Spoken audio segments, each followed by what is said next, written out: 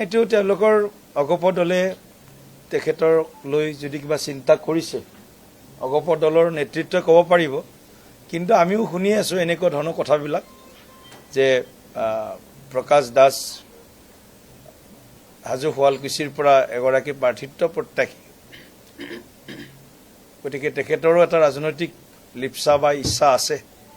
গতিকে কিদৰে তেখেতৰ ৰাজনৈতিক ইচ্ছা পূৰণ কৰে অগপ দলে, সেইটো অগপ দলে বিচাৰ কৰিব।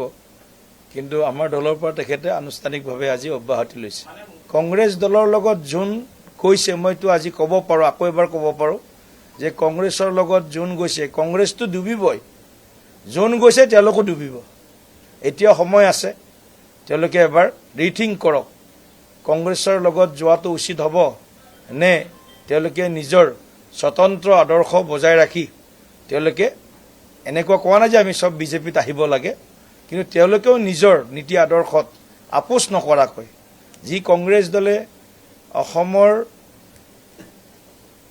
860গৰাকী তেজাল যুৱকক গুলীয়াই হত্যা কৰিছিল, সেই দলটোৰ লগত যদি কোনোবাই মিত্ৰতা কৰিছে বা বুজাবুজি কৰিছে, নিশ্চিতভাৱে কংগ্ৰেছৰ যিটো পাপ, সেই পাপৰ অংশীদাৰ এই দলো হ'ব, যিসকল কংগ্ৰেছৰ লগত আজি সহাৱস্থান কৰিছে।